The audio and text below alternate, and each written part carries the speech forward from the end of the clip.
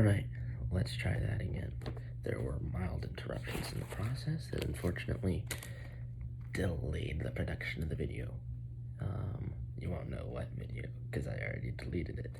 Haha, that's the magic of the internet. If I had simply gone without this introduction pointing out the faults in the video, you would have never known that there were any faults in the video. Besides, of course, the mild lighting, audio, and various other faults that are simply a production of the production value. Japanese CDs. Japanese CDs. Japanese CDs. I own them. A few of them. I don't own like all Japanese CDs in general because that would be a lot of freaking CDs. But I own two. Although admittedly they do play on seemingly US Region 1 disc players, so maybe they aren't as Japanese as I thought they were. In case you couldn't tell, this is very obviously part of the Godzilla series. You may be wondering why a CD looks like this. It's because back in the olden days, CDs were packaged like this. And by olden days, I mean 1992, so it's not really that old, but like, you know, I'm a millennial, so I probably think that everything before 2008 was ancient. Which would technically make me ancient. Yeah, millennial standards are kind of stupid. The disc itself is very tiny and adorable. And when I say tiny and adorable, I mean, hold up, size comparison time.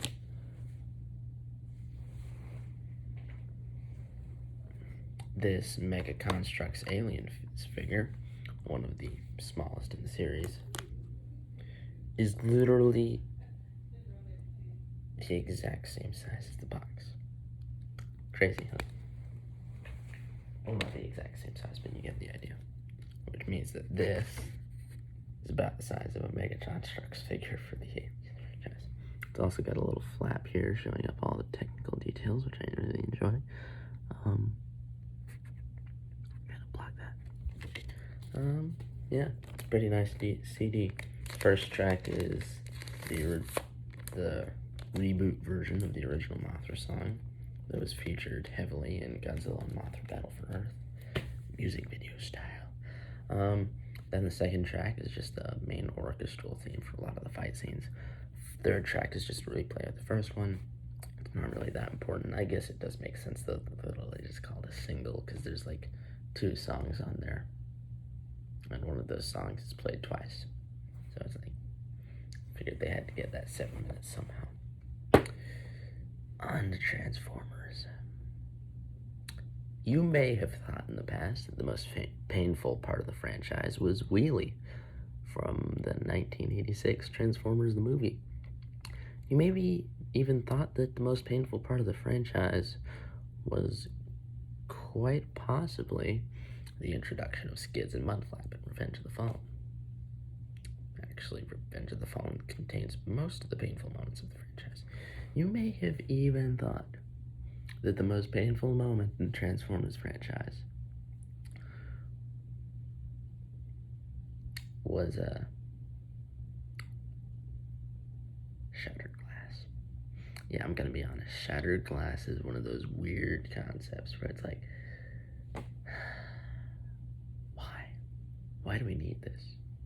I mean, sure, we have Keanu. You know, you have Soundwave and Shattered Glass talking like Keanu Reeves. That's cool. I'm all fine with that.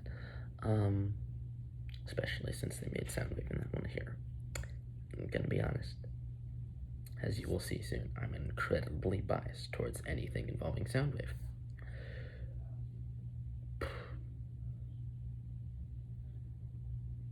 So, any of you ever read Recordicons? The old Transformers fan club comic that was featured heavily in the magazines? And wondered, where's this sun-colored sort of eagle dude come from? Where is this pop star person come from? Where is this, you know, medical version of Ravage? Ta-da!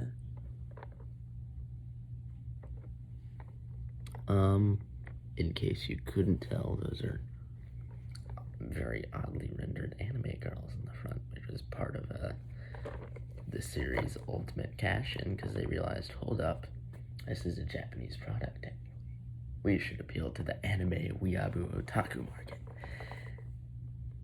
And then they made this.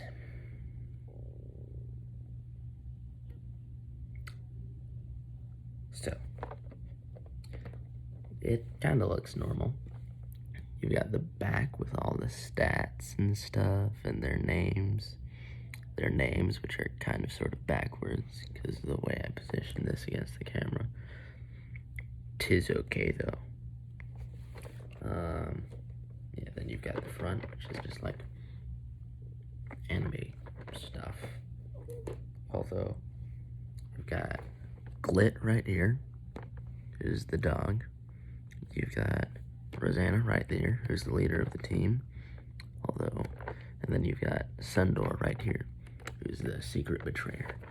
But, the entire shtick is this isn't a faction of warriors or anything. It's a bunch of teenagers in a pop band. Weird.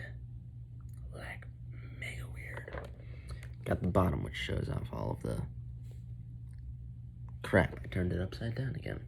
This is gonna be a running joke where I just turn everything upside down. But, you'd think that's fine. It's a little weirder. On the side, you have that. On the other side, you have that. And on this side, you have that.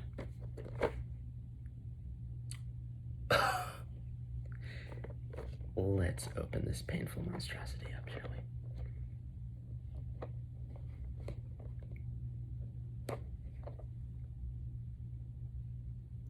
Never mind, it doesn't want to be opened from that side. Tape, the bane of my existence. Not really, since tape never slammed me on its knee and broke my back. You get the idea.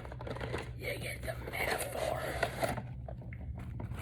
So this just kind of looks like a Generation 1 packaging, to be honest. You've got Sundor, Glit, and Rosanna, along with all of their accompanying weapons. These are just remolds of the original Generation 1. Ravage, Laserbeak, and Frenzy. Although, if you want to get technical, they could also be retools of the Generation 1. What was it? Buzzsaw and Rumble. For some reason, Ravage never particularly had another Generation 1 counterpart. Unless you're counting Hellback. I like Hellback. But you only know about Hellback if you've read the Recordicons comics. Which I have, and they're actually pretty interesting. So we've got a advertisement thingy. Right here. I have no idea what it says, but it's got more pop culture anime girls.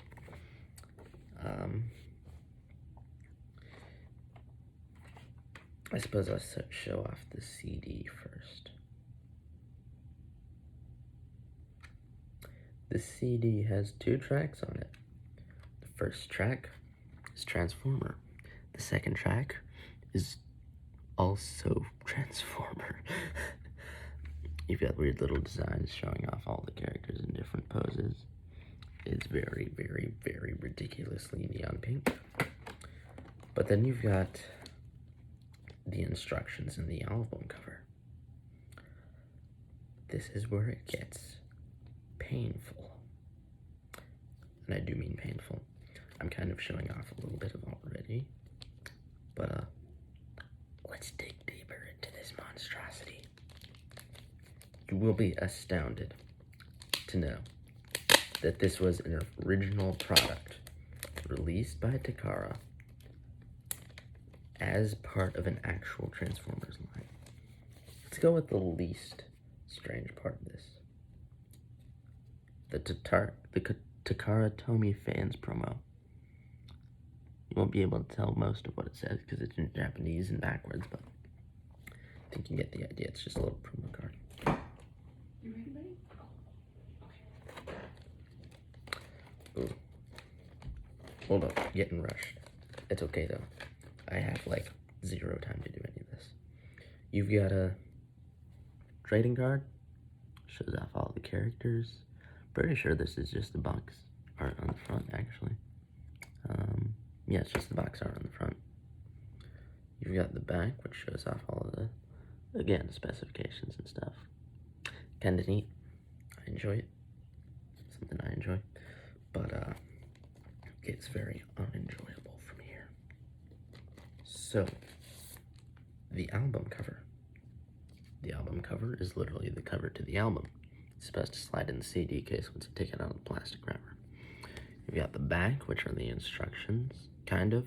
It's technically more a little bit along the lines of backstory, but I'll show you where the instructions are in a moment. If I can prevent this from being shown to you for the cause of mild spoilers.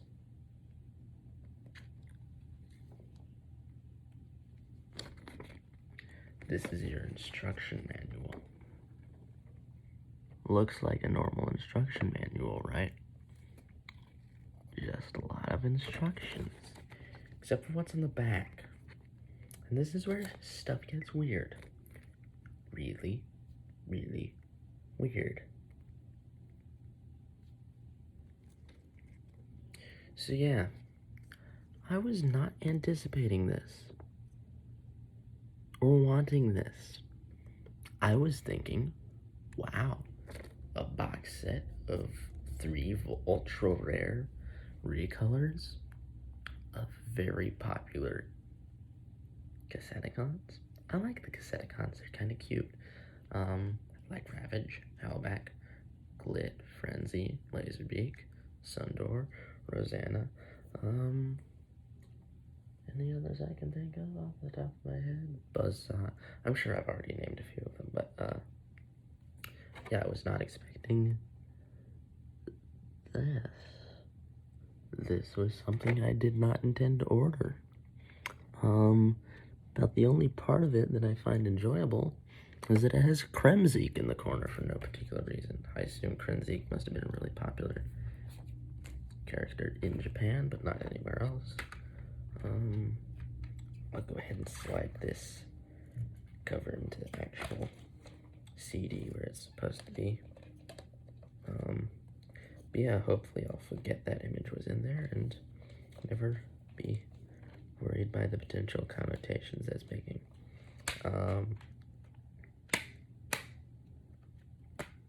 Yeah, also, did I mention that these were part of the kind of Transformers series where they technically had already introduced gender? Yeah, that's kind of weird, because, you know, Glit and Sundor are all referred to in male pronouns most of the time, but can't say the same for Rosanna. Rosanna is very clearly intended to be a female, or at least depicted as female, and, that poses a lot of weird questions, because literally on the side of the box you have, yeah.